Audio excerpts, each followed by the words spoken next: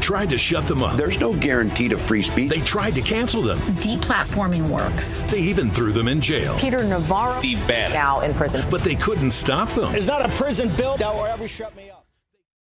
This is America's Voice Live. And welcome to America's Voice Live. I'm Steve Gruber. The pulse of the people. We need somebody that's going to hear the people's voice. The truth the mainstream won't touch. This guy is, by definition, a globalist. And the stories that matter. Rav's own Ben Berquam. Right up over this hill, we got an armed cartel. I see him. Live. Breaking news right now here on Real America's Voice. Unfiltered. These people are domestic terrorists. And unapologetic. We're here to take a stand for God and country. Does feel good, doesn't it? America's Voice Live starts now.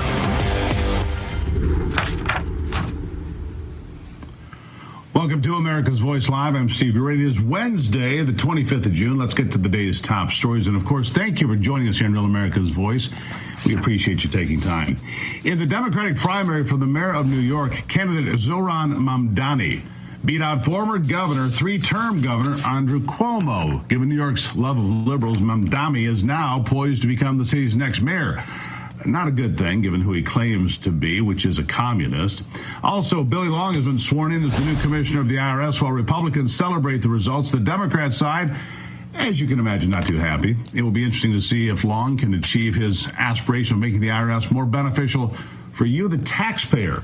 But more on that coming up as well. And then later, a Georgetown professor has gotten a massive influx of unwanted attention after making a radical X post that stated Iran should perform a symbolic strike on a U.S. base. Quite alarming, if you ask me. All those details coming up. But first, we start here today, because earlier today, President Trump, accompanied by Marco Rubio and Pete Hegseth, spoke at the NATO summit before beginning his return flight on Air Force One back to the United States. He addressed multiple ongoing issues with NATO reporters, including the airstrikes on Iran's nuclear facilities over the weekend, the ceasefire between Israel and Iran that's currently holding, and the war, of course, between Russia and Ukraine. Listen to what the president has to say about the ceasefire deal only a couple of days after the U.S. airstrikes on Iran's nuclear facilities. Here he is. They fought very, very hard and very viciously, very violently, and they were both satisfied to go home and get out. And can it start again? I guess someday it can. It could maybe start soon. I think a big telltale sign was when, as you know, Iran somewhat, by not much, violated the ceasefire. And Israel had the planes going out that morning, and there were a lot of them, 52 of them.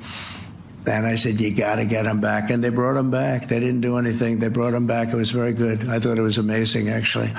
They have fought a hell of a war. They fought very hard. I think the war ended, actually, when we hit the various nuclear sites with the planes. And I just hope you people can give these pilots, these are the best pilots in the world. They're the best shots in the world. They call them shots. That's what they are. And wait a minute. And I just hope you can give them the respect they deserve, because they came home to fake news. And like, oh, gee, there was hardly any damage. The things are decimated. So, but I think, no, I think they're very much finished. I think Israel's going to get back to doing what they do, and I think that Iran's going to get back. You know, Iran has a huge advantage. They have great oil, and they can do things. I don't see them getting back involved in the nuclear business anymore. I think they've had it. They've been at it for 20 years, and I don't see that happening either. Now, if it does, we're always there. It won't be me. It'll be somebody else, but we're there. We'll have to do something about it. Now, look, President Trump, he had the guts to do what other presidents would not. AOC and other Democrats are using this as an opportunity to call for President Trump's impeachment, believe it or not, saying that the president doesn't have the authority to call for a U.S. airstrike. Last time I checked, the president is in control of the United States military. He's called the commander-in-chief for a reason. These people are clogged up in their thinking. Now, on to something just as important, if not more important now. That's the big, beautiful bill. It's been with the Senate for, several weeks now. After being passed by the House, Senator Ron Johnson was on this program yesterday and continued to voice his concerns over spending with the deadline looming. Many are wondering if the Senate can pass the bill by the 4th of July. Here with me to unpack all of this, Congresswoman Erin Houchin of Indiana's 9th Congressional District. Congresswoman, thank you for being here today. Thanks so much for having me. Great to be with you. Let's start with President Trump at NATO. Well received, setting a new tone. He got NATO to put up 5% GDP. They put in $1 trillion since he made that demand back in 2017, originally. And they really have come to the pay window at his insistence. Now, he was ridiculed in his first term, you may remember, for offending our allies and so forth, but they have put the money where it belongs in their defense so they can defend Europe. How important? Oh my gosh, it's incredibly important. And it's clear what works is peace through strength. We didn't have any of that in the previous administration, and President Trump has been showing again and again the strength of his leadership on the world stage, his decisive action, not only in the conflict between Israel and Iran, but also way back with the Abraham Accords, just leading these efforts to promote peace in the Middle East. He's clearly a leader at NATO, and it's great to see the ceasefire in place and the decisive leadership of President Trump, along with the bravery, skill, and precision of our United States military, who are the greatest in the world. Yeah, no question. When you look at that strike, at the precision, at the coordination, at the fact that there was not a single leak, that's what's remarkable for people that cover the White House and cover this sort of thing for decades. They say it was the tightest mission they've ever seen as far as secrecy. That's pretty impressive, isn't it, in this day and age? It's absolutely impressive, and one of the things that President Trump has been criticized for is taking this action without congressional approval. But if we had taken this before Congress, it would have put our men and women in the military at great risk. Other presidents have taken action similar to this, like President Obama did in Libya. And we have now a situation where it was incredibly well performed, maximum destruction at minimal cost to the United States and zero cost of U.S. lives. This was a successful mission, and it was only because of President Trump's decision to say yes to something that would promote the most stability in the region that we've seen in a long time. I support President Trump's actions and think if we had to go through Congress for that, we would not have had a similar outcome, because Iran would have had a significant opportunity to get a heads up. How striking is it to you that you see your colleagues across the aisle, the same colleagues, AOC, Bernie Sanders, that are cheering on a communist winning the primary to be mayor of New York City, cheering on a communist on one side and deriding President Trump on the other, saying he did not have the authority to go after Iran and destroy their nuclear ability, took away their ability to have a nuclear weapon, and they're complaining, screaming for impeachment. How shameful, honestly, Congresswoman, how shameful is that? It's absolutely shameful and ridiculous that they would consider filing an impeachment resolution on the President of the United States for simply engaging in this effort to promote our national security and the national security of our greatest ally in the Middle East, Israel. It's quite striking, but this is a party of a handful right now. We see it again and again. We did have some bipartisan support to table a motion yesterday, and I'm grateful to see that. What we need is America first, and that's not what communism or communist candidates promote. So I think it's shameful, and I think it's not going to stand in the U.S. House of Representatives. No, he wants New York City to be a sanctuary city. He wants to spend money, millions of dollars, on transgender surgeries and other interventions on children. He wants government-run grocery stores in New York City. Wow. What could possibly go wrong with that, Congresswoman? Well, I believe he's only been a citizen of the United States for less than 10 years, and now he's the mayor of one of our largest cities. And this is it's kind of a terrifying proposition. Well, not yet. Not yet. Not that's yet. Right. There is not a chance. There is a chance for. That's right. Yeah. Right. In fact, Mayor Adams, the actual mayor, the Democrat mayor that's in New York right now, has a lot of unpleasant things to say about this gentleman, and we'll see how that plays out. It'll be fun to watch for a bit here. I want to move on before we run out of time here to the big, beautiful bill. It's with the Senate. You guys sent it over there on a very close vote. I think it was 214-212, if memory serves.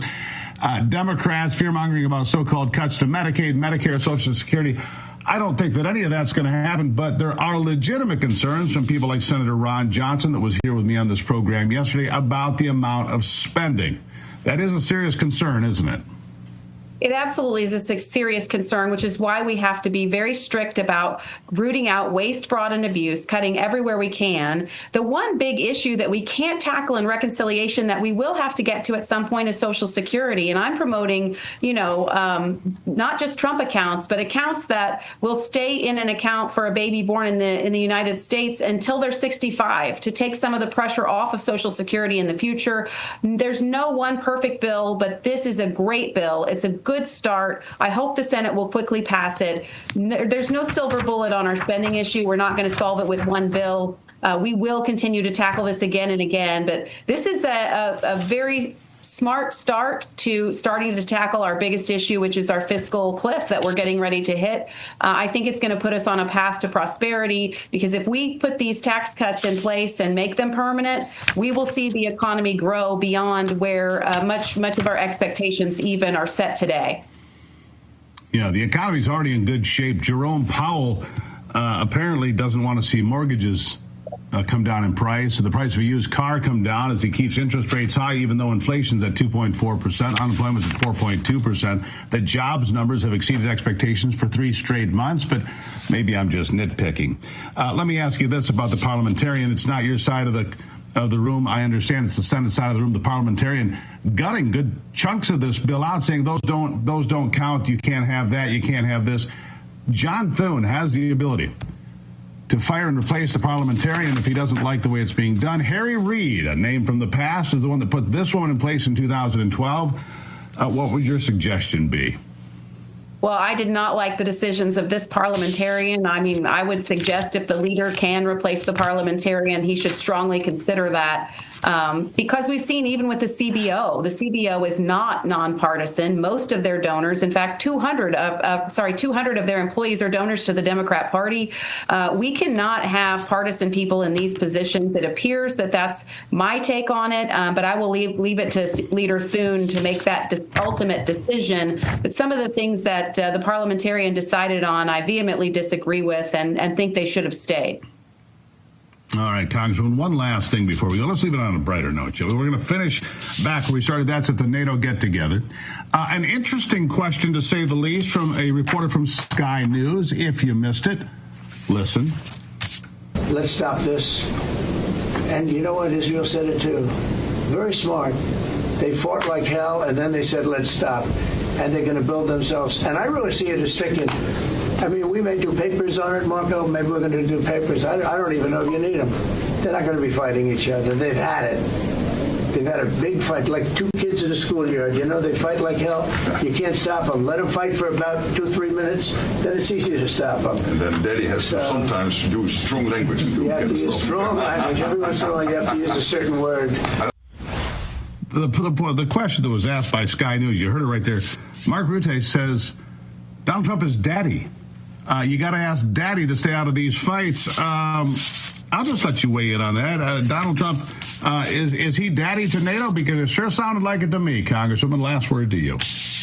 I think it's clear that he is the adult in the room promoting peace in the Middle East right now. And whether that makes him daddy or not, he is the adult in charge. Clearly, these leaders listen to him. Clearly, the leaders of Israel and Iran are listening to him. I hope the ceasefire holds. I expect that Donald Trump will engage, just as he has, in diplomacy to promote peace, which is ultimately what we all want at the end of the day.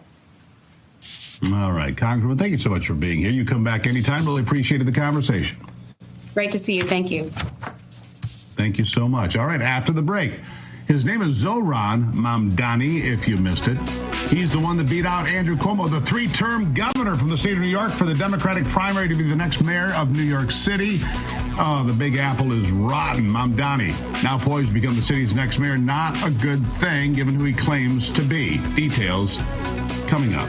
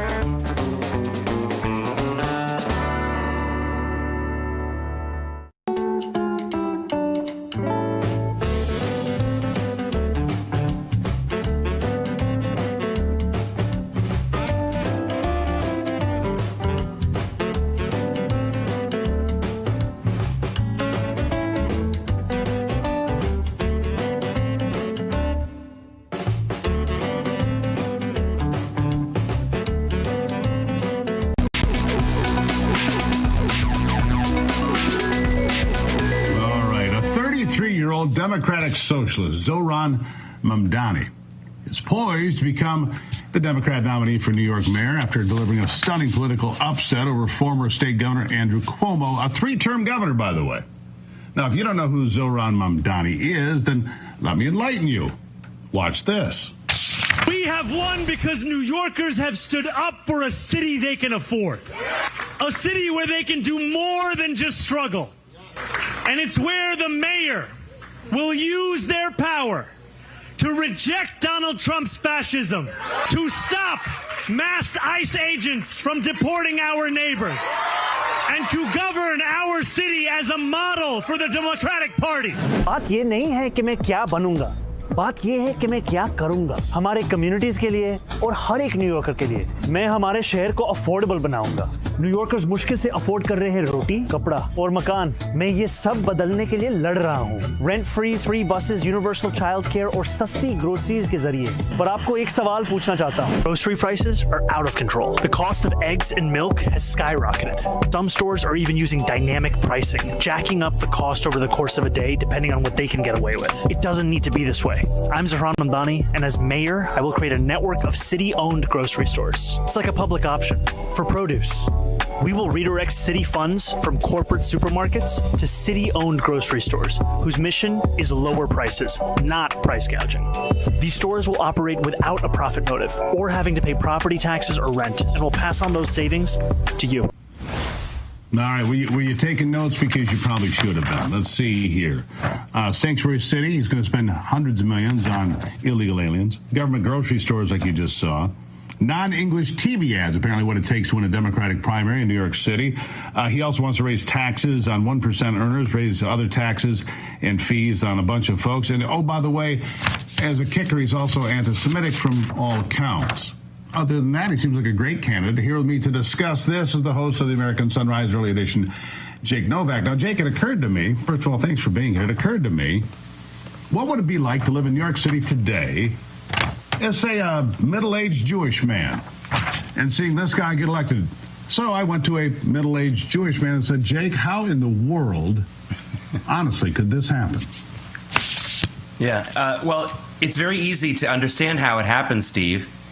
For the last 10 years, this is not an exaggeration or hyperbole. For the last 10 years, the political leaders of New York City, the media giants of New York City, and everyone else in the elites have been telling the people of New York City that Donald Trump is literally worse than the jihadists that attacked this city on 9/11. That's not an exaggeration. That's exactly how they portrayed him, and they portrayed him in that way in constant fashion.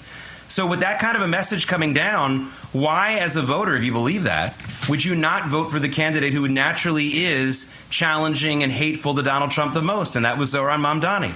I don't understand why this is a surprise, but this is what you get when you have an entire party, an entire elite in this city that is absolutely afflicted by massive hatred of Donald Trump. And for those who aren't afflicted by it, they're cultivating it and using it for their own political gain.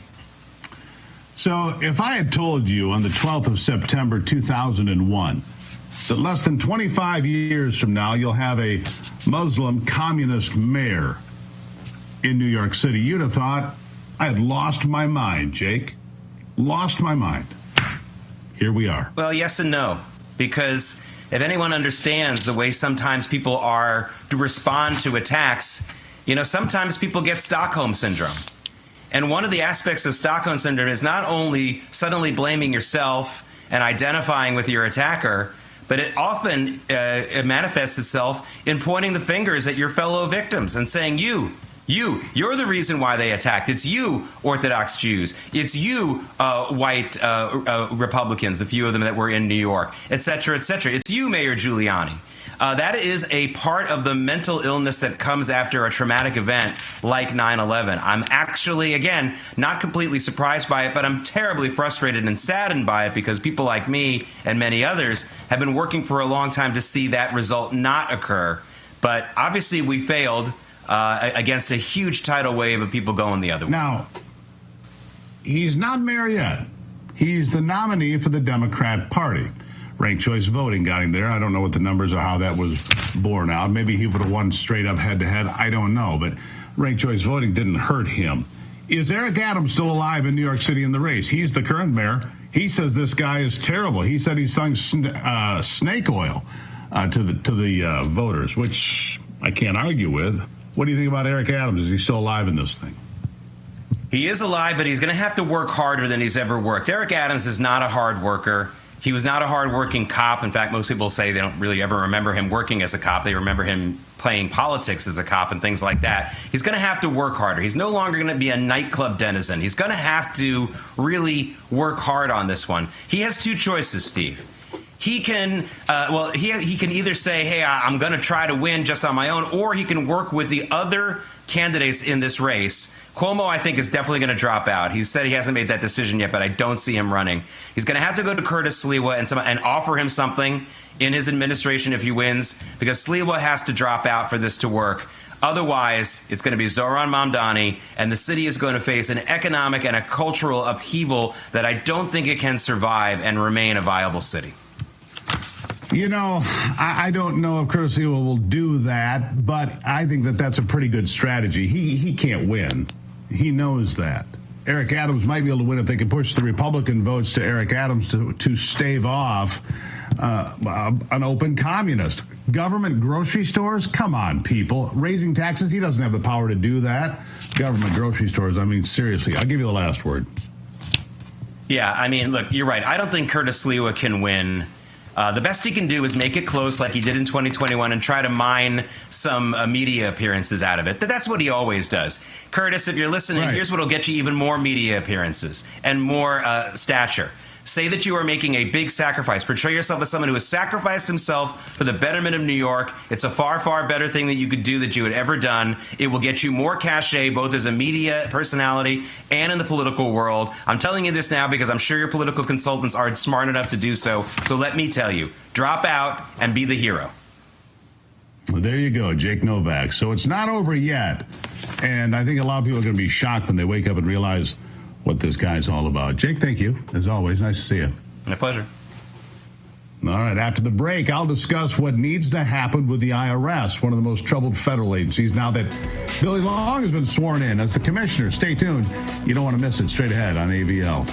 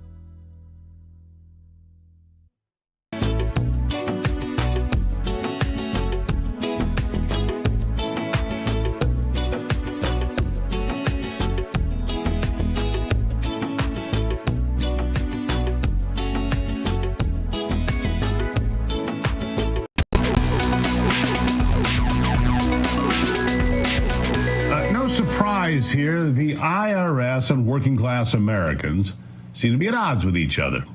It's an unsurprising fact. The tab to fund state and federal expenses comes from the pockets of those working class Americans. As you know, you're probably one of them. Well, some hope for the average taxpayer is former Republican Congressman Billy Long has been sworn in as the new IRS commissioner in a 53-44 majority vote by his Republican peers. And the response from Democrat leaders within the Senate floor is far from pleasant. Some Democrats suggesting interference from President Trump due to the decision. President Trump made Long's bid for IRS commissioner back in December of 24. Now that the former congressman has been sworn in, Americans will have to keep a close eye on him, as he now aims to make the IRS an institution that is more fair and friendly to the taxpayer. What do you think of that?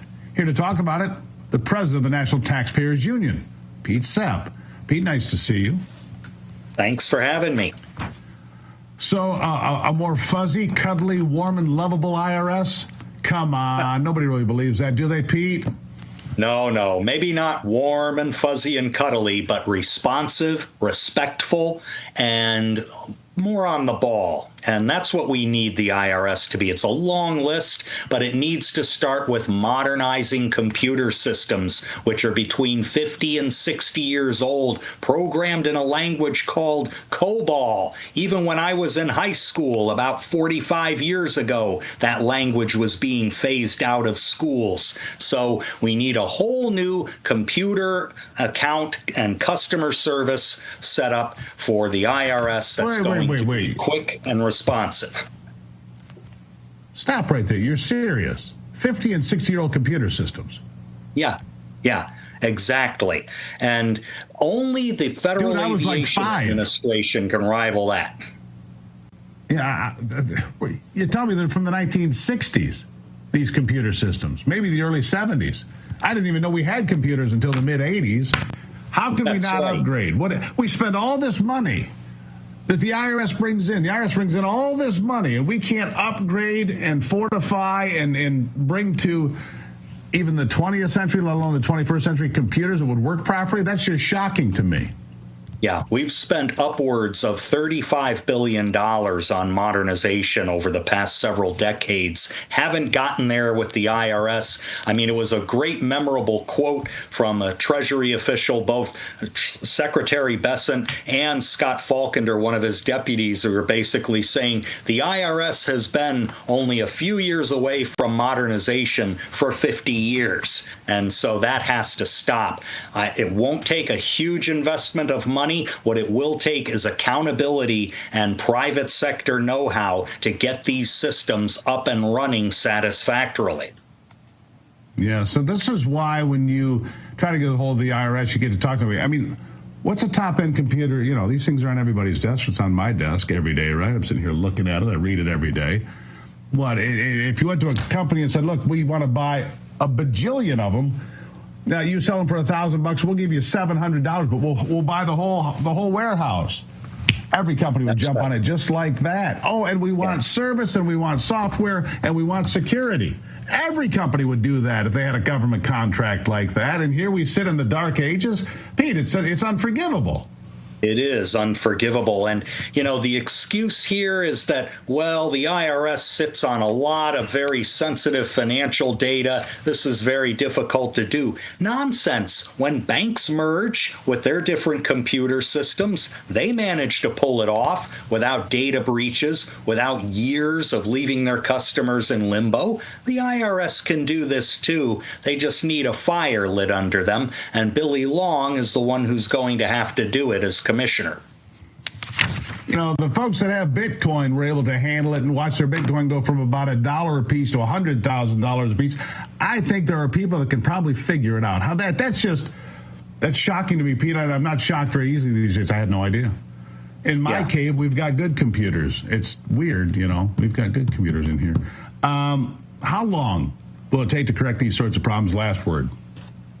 I think no more than 2 years, maybe 3 on the outside, we can get immediate improvements at places like the Taxpayer Advocate's Office, where they solve problems that the bureaucracy creates for taxpayers. They're already getting a new system. All eyes should be on them. The rest of the IRS could emulate them, and we'd be there in much shorter order to a modern IRS instead of one that's still in the dark ages. Pete Sepp, thank you as always for your insights, shocking as they may be. We'll talk again soon. Thank you. My pleasure. Meanwhile, we're just days away from what's been dubbed the real reset, the greatest threat to the U.S. dollar's global dominance in almost a century. On July the 6th, BRICS nations, Russia, China, India, Iran, and many more, expected to unveil their plans to circumvent the U.S. dollar, thus cratering its value. They've already been laying the groundwork as their central banks have methodically been divesting from the U.S. dollar and U.S. bonds in favor of gold. How can you protect your IRA or 401k from the fallout from this landmark shift? Well, diversify with gold from Birch Gold Group. Historically, gold's been a safe haven in times of high uncertainty, which is right now. Get a free information kit on tax-sheltered gold IRAs by texting the word America to 989898. July 6th. It'll mark a monumental shift happening among nations that control 1/3 of the world's GDP. Arm yourself with information to diversify your savings. Text America to 989898. Claim your free information kit from our friends at Birch Gold.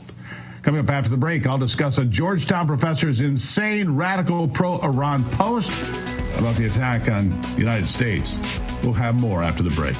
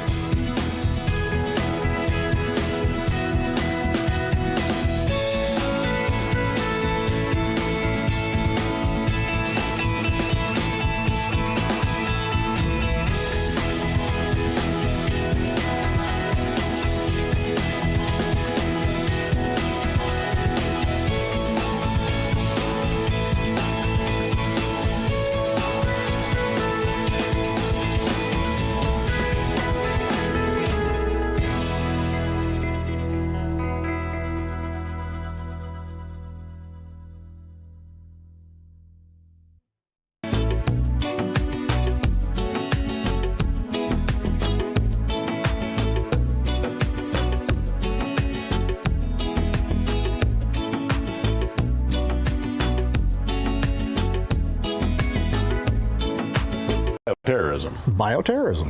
Biowarfare. Yes, warfare. Warfare without firing a shot. So what will it take for Americans to recognize the clear and present danger that is China? And what will Washington do to protect our farms from being destroyed by pests delivered intentionally? The bottom line is this: targeting American agriculture is just another strategy in the Chinese approach of asymmetrical warfare. Is it an act of war? It's an act of war, yes. And there you have it. A special report tomorrow night, Just the News. No Noise with John Solomon. I'll be there as a special guest to talk about the Chinese threat to American agriculture. It's real. I'm sure you've seen the headlines of the students arrested, headed to Ann Arbor, Michigan, and the University of Michigan with fungus in their possession that could wipe out American crops. Again, tomorrow night, 6 o'clock on Just the News, No Noise with John Solomon. I'll have a special report. You don't want to miss it. All right, the conflict in Iran and Israel has seen a myriad of opinions in regard to the president's strategy, with the discourse ramping up even more from those in the left following Operation Midnight Hammer. Georgetown professor Jonathan Brown in some hot water after he decided to make a post on X that called for Iran to perform a symbolic strike on American Air Force bases, and went further on to say Iran can take a licking. The post went on to garner a massive amount of attention, and when confronted on his post, the professor decided to delete the post and walk back the statement, and the latest activity from him saw him ultimately making his X account private. Here to talk to me about this is campus reform correspondent C.J. Womack. C.J., thank you for being here. I think there's probably a lot of professors that feel this way. Go ahead, attack America. We're bad people. We deserve to be attacked. And it's just sad. These are the people, but this guy was dumb enough to be out public about it. But I think there's a lot of those professors that think just like him, aren't there? Yeah, 100%. This is taking up college campuses in America. And you had on June 22nd, just hours before Iran shot missiles at our servicemen and women in Qatar, you had a tenured professor at Georgetown, Jonathan Brown, went to X to call for symbolic attacks against our U.S. military bases. Listen, as someone who has had the privilege of wearing the United States Air Force uniform, I am completely appalled and infuriated by these statements. Wishing our soldiers harm is not part of academic freedom. It really isn't even part of academic rhetoric. The professor has completely betrayed American values and has insulted not only everybody that has died in the uniform, but those who currently serve in the uniform and everybody who has family members who wear the uniform. This is complete and utter disrespect. How do you feel? I mean, let me ask you about something else, CJ. You mentioned you're an Air Force veteran. Thank you for doing that. How do you feel? Did you before this nonsense with the professor? We'll get back to that. How proud are you of your peers in the U.S. Air Force? Extremely proud. They went on a mission that took more than 20 hours and had to be refueled in the middle of the air. The mission was successful. According to the president and our intelligence community, Iran's nuclear capabilities are completely wiped out. You saw videos online of soldiers celebrating missiles that were being sent to them completely being bombed. Yet we have a professor here who is calling for them to get sent more bombs to them. And so he really needs to watch how he's speaking to the people that are giving, and serving to give him the right to say these heinous things online. I think there's been a bit of a shift, but there's too much fear among students to speak up and say, hey, professor, I don't agree with you. You're wrong, because they're fear of getting retribution on their grades. They're afraid of getting ridiculed in the classroom. And I think conservative students, because there are a lot of conservative students being hammered by this kind of nonsense inside lecture halls every single day, and we ought to be saying, hey, kids, speak up. We've got your back. How else do we turn this thing around, CJ? Yeah, campus reform has long reported on how elite campuses like Georgetown have completely turned a blind eye to not only anti-American, but anti-Israel and even sometimes pro-terror rhetoric, right? This is the same professor whose father-in-law was deported to Turkey for supporting Iranian terrorist groups. So as long as it comes dressed up in academic language, our college campuses seem to have no problem with it, but we're done pretending that it's normal, right? Brown's comments, again, came just hours before Iran completely took out this strike on our U.S. bases in Qatar. So this isn't some abstract theory. There's real world danger here, real world danger that our troops are going through. And you have professors, sending stuff online that is just completely heinous and anti-American. Well, look, they have to go from their Ukraine flag to their Hamas flag to their Iranian flag. Of course, they've got their pride flags. They must have a warehouse somewhere where they run over and quickly, get their new flag. Otherwise, they'd run out. Flags are us. It must be the store, I think. It's ridiculous. But this kind of hatred is out there. Let me give you the last word, CJ, because I'm just beside myself when I hear stories like this. Go ahead. I don't blame you at all. But there's a reason conservative students don't trust elite universities anymore, right? When faculty are using their platforms to flirt with anti-American violence and the administrations at these universities do nothing, it sends a very clear message, right? Patriotism is not welcomed and hostility to the United States is protected. If Georgetown can't discipline faculty members who sympathize with America's enemies, keyword, then perhaps Congress should question why the university receives federal funding at all. That's right. CJ Womack, always appreciate you. From Campus Reform, my friends. Thank you, CJ. Thank you for having me. All right, don't go anywhere. America's Voice Live will continue in a moment. But first, I do want to remind you to tune into American Sunrise tomorrow morning at 8. They'll be featuring a brand new interview with Alan Dershowitz. This one you won't want to miss. I bet he'll have something to say about the newly crowned Democratic candidate for mayor of New York. Just guessing. We'll be right back.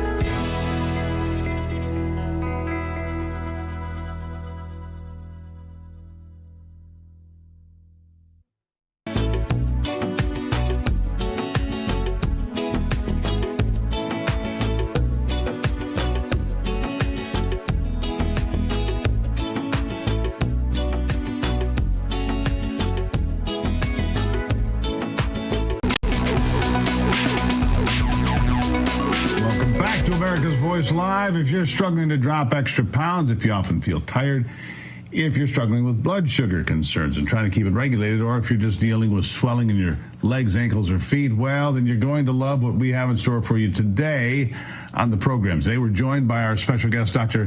Arsalan Ahmad, on behalf of Nature's Blast. Doctor specializes in regenerative and naturopathic medicine in Southern California. Today, he's going to share 3 of his favorite natural ways to address the health concerns that I just mentioned. Dr. Ahmad, welcome to the show. So what can you tell us about Nature's Blast? How can their natural solutions help Americans? Yeah, so the thing I love about Nature's Blast is that they're at the forefront of modern naturopathic medicine. And what they do is they formulate high-quality nutritional supplements in a powder-based form. So a lot of people today are taking so many pills, whether it's medications, supplements. And the thing that Nature's Blast does, it takes these supplements, or nutraceuticals they call them, into powder-based products that they can take simply by dissolving into a cold drink, just not alcohol. So, you know, these powders mix very easily and quickly, and they taste great. So that's a good point about the increasing pill burden. Look, Big Pharma controls advertising in this country. And what I mean by that, Big Pharma, I think they're the number one supplier of cash, money to the big networks. So a lot of products like this one get blocked out. And of course, they're out there every day telling you about, you need this drug, tell your doctor about this problem. Look, how about we just take care of ourselves? Is there something wrong with that? No, I think you're absolutely right on that. And the great thing is these supplements are, powder-based ones are so easy to take. And instead of popping pills and capsules, there's three that I like the most. The first one being Liver 360. A lot of the people with the liver right now have fatty deposits present in them, and that makes them feel very sluggish. So that makes them very difficult for people to lose weight. And you have to realize the liver controls all of our metabolism.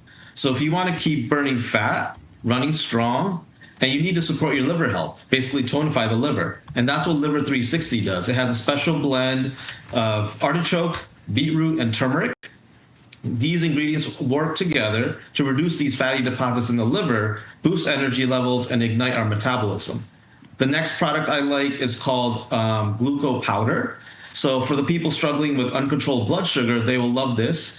And it helps maintain healthy blood sugar levels from multiple angles using things like berberine, Ceylon cinnamon, and chromium. And then the last product I'll talk about today is called LymphGo. That is basically addressing an area that's a neglected system in our body, the lymphatics. So there's no, no specialty called lymphologist, but we have to really pay attention to the lymphatic system, which is a drainage system in our body.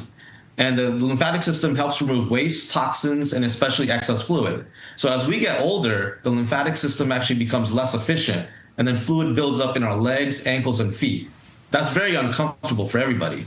So the ingredients that are in LymphGo, they help support the lymphatic system, reduce that swelling, and also, in the hands, legs, and the feet. So people just feel better once they're detoxed like that.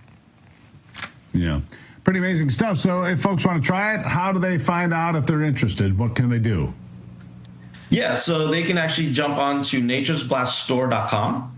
And right now we actually have a special going of 35% off using the promo code VOICE from the show. And all the purchases that they make about these supplements are actually backed by a 365-day guarantee. So money back guarantee, you can't go wrong. America's Voice Live, there it is on your screen, folks, if you have an interest in finding out more about these and Dr. Ahmad, what he has to offer. It's incredible. Doctor, thank you so much for joining us today. You're welcome, Steve. Yes, I appreciate you having me on. Greatly appreciate you being here. So you heard the doctor. If you want to learn more about these nutritional supplements and save 35% on your order today, then go to naturesblaststore.com and enter the coupon code VOICE at checkout. Supplies are limited, so they'll be there until supplies run out. Like they say, until supplies run out. After the break, we'll have a story that reminds us of how wonderful America is. I know you guys have been waiting for it. I get notes when we don't do it. I'm sorry about that. Plus your answers to the America's Voice question of the day. It's a good one. How do you feel about a democratic socialist, which means communist, Zohran Mamdani, possibly or likely becoming the next mayor of New York City?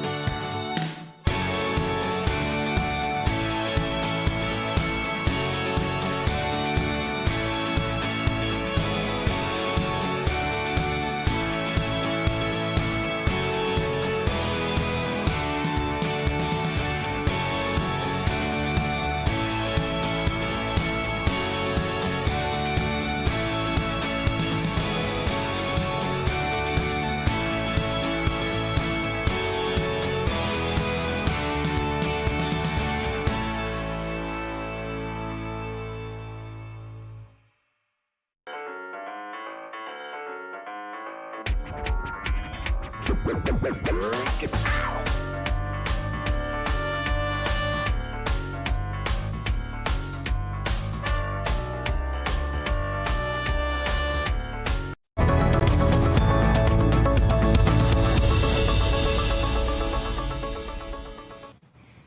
right. What makes America wonderful? You know, we try to do our best to do it every day in the hopes of putting a smile on your face. And I know when we don't do it, you remind me, hey, you didn't do what makes America wonderful today. Well, I'm doing it today, so smile, please, and relax. Today's story comes to us from Addison, New York, where a 10-year-old girl has gone above and beyond to support local veterans. Kendall Reed has always had a heart filled with compassion, and her efforts to make people smile began when she was just 3 years old, when she would make handmade ornaments to hand them out to disabled and elderly individuals. Her new effort saw her doing bake and craft sales to gather 230 individual pieces of essential clothing like socks, shirts, underwear, pants, just to give to veterans. And with the support of her parents and the community, she was able to get not only to her goal, but to smash it as the community resonated with her desire to make people's days better. Kendall Reed's generosity didn't just go unnoticed as the Addison Fire Department recognized her as the Citizen of the Year.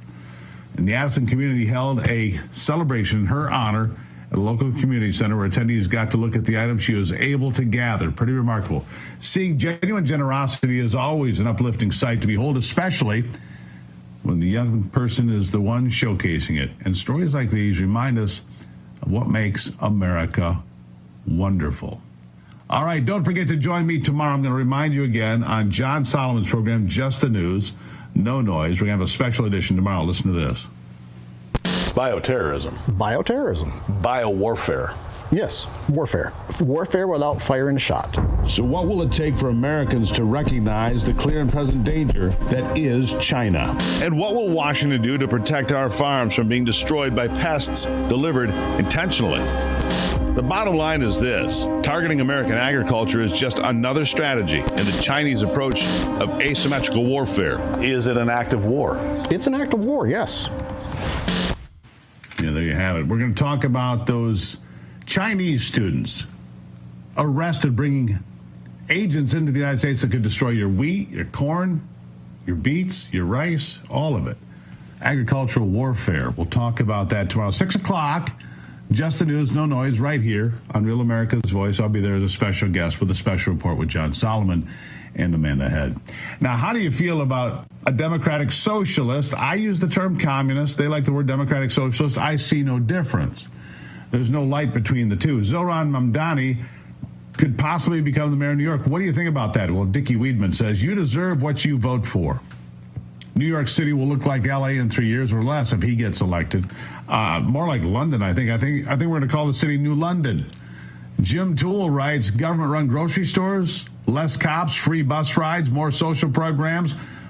What's he promising for health care? Well, enough of you voted for him. Good luck. I'll pray for the ones who didn't vote for him.